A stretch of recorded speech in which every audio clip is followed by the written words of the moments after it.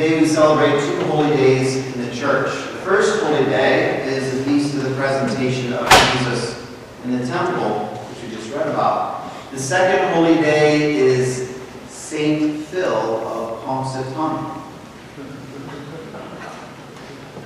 Okay, no one's from Pennsylvania here. If you ever have the opportunity to add to your bucket list, you should go to Punxsutawney today, Groundhog, where there are thousands of people who wait to see this little rodent and whether he will see a shadow or not and tell us whether it's going to be spring or not. If you can imagine the pregame on the weekend and multiply it by hundreds of people without the groundhog. Or maybe you have groundhog, I don't know. But anyway, it's something to think about. But going back to Candlemas, which is what we call the presentation of Jesus in the temple, Candlemas, or the Mass of the Candles. This is 40 days after Jesus is born. Can you believe it's 40 days after Christmas already? And in the old church calendar, in fact, in societies that still celebrate the Mass in Latin, they just ended their Christmas season today. So you have the Christmas Epiphany season that ends on the presentation of Jesus in the temple. There are some of you who come to 10:15 Mass, our daily Mass over at the Newman House on Monday and Wednesday, and you know if you stay after 10:15 Mass, we pray night prayer together. And part of night prayer every single night, so this is one of the five prayers that priests and religious pray every day. In night prayer, we have the Canticle of Simeon. It's called Nunc Dimittis. And it goes, Lord, now you let your servant go in peace. Your word has been fulfilled. My own eyes have seen the salvation which you have prepared for the world, the light of all the Gentiles and the glory of your people Israel. So we say that all the time. But his prayer goes on here. He blesses them, and then he makes a prophecy. He said, your son is going to be responsible for the fall and rise of many. Imagine how you feel as a parent if someone said that to you, that this child you have is going to be responsible for the rise and fall of many. You will be a sign that will be contradicted in the world. I mean, this isn't really uplifting. This isn't really positive news for Mary and Joseph. That's not the first thing you want to hear about your son. And then he goes on to look at Mary and says, by the way, also, a sword will pierce your heart. In other words, imagine the worst thing that could happen. That's going to happen within your lifetime to this child. And she didn't know what that was yet. She didn't know half of these things that were going to happen when she said yes to God. But she said yes. She said yes to God. Today they present Jesus in the temple. And every time they would bring him to the synagogue or the temple after that, they would re-present him. Your parents did something similar. It was called baptism. For those of you with infant baptism, maybe you got baptized later on in life, but they were our representatives. They presented us to God and said, here's this child that, didn't ask to be born and that I could not have asked for necessarily and gotten. This is a total gift from you. And so I give you back the gift that you have given to me, that you've entrusted to me. So every time you come to Mass now, you are re-presenting yourself to God. You're essentially saying, here am I, Lord. I come to do your will. I often reflect on Mary because I never had a devotion to Mary growing up. I did. My parents were very religious, Catholically. We pray the rosary every night. During Lent, for 40 days, we weren't allowed to watch television.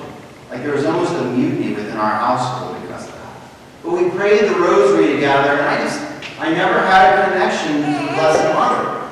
Because every picture I saw of her, she looked so peaceful and calm.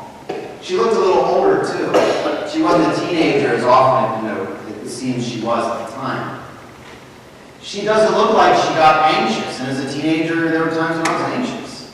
She didn't look like she was ever sad, and then, I knew I had moments of sadness. She didn't look like she ever worried about anything, and I had worries and stresses and anger and all these other things that come with growing up. And I didn't see her having any of those things, So I could not connect with her. Even in the seminary, when I was in the seminary, I didn't have a great devotion to the Blessed Mother at first. And I tried. Because they said, you got to be devoted to the Blessed Mother. She's your mother. She's the mother of all priests. And I tried, but there were so many guys in the seminary studying for the priesthood, and all they talked about was Mary. They didn't even talk about Jesus much of the time, and that's, who they're supposed to be, really. So I guess in a sort of way, I kind of rebelled against that. I didn't want to be that Jesus was to be the center. That Mary always pointed to Jesus. And so I had a greater relationship there, and I just couldn't connect with Mary until I saw this painting. The artist's name was Rossetti, from the 1850s. And the painting has an angel appearing to Mary, and the angel is holding a flower. Flower represents fertility, fecundity. And you see Mary, and she can't get far enough away from this angel. She is scared to death.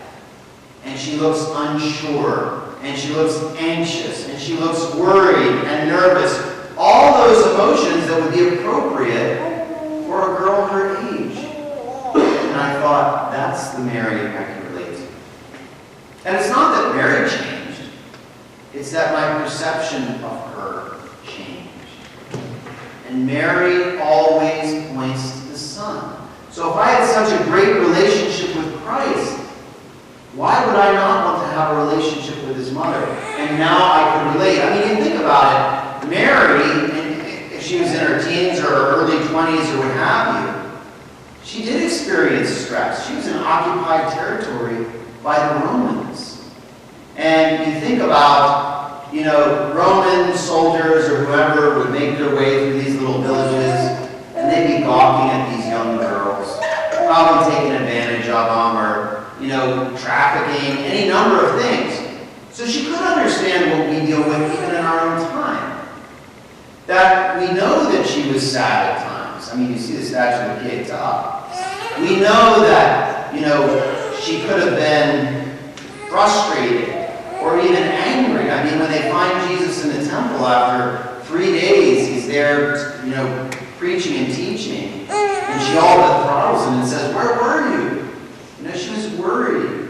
And so this is a Mary that I could relate to.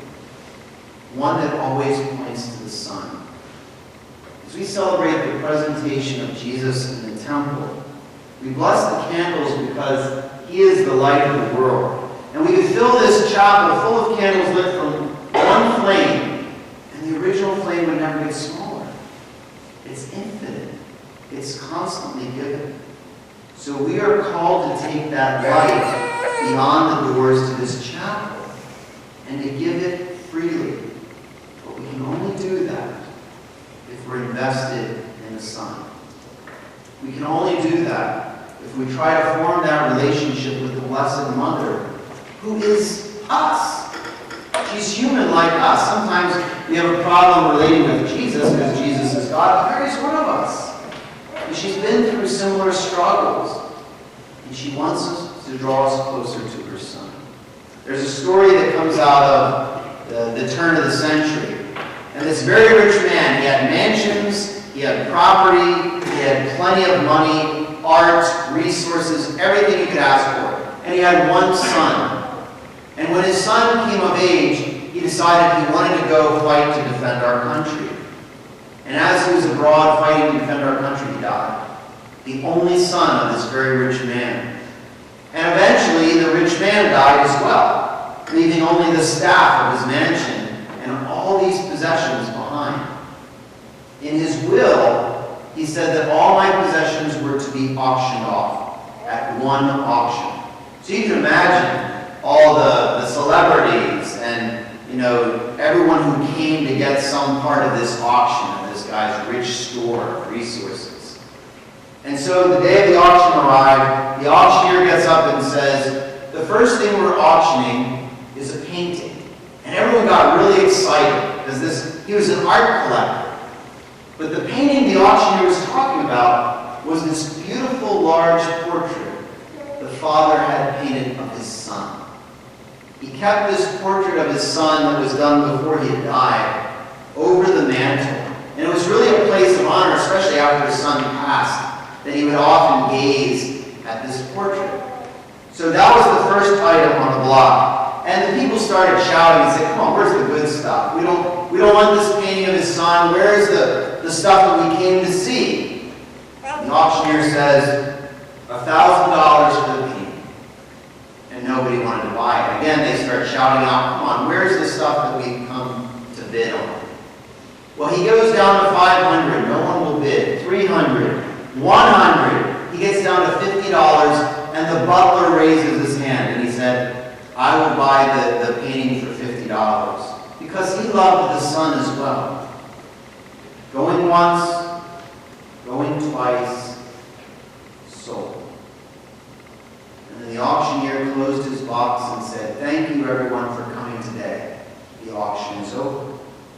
And they started shouting again, what do you mean the auction is over? Where's the good stuff that we came for? And the auctioneer specified that in the master's will, he said, whoever bought the portrait of my son inherits everything along with it. Same is true for us.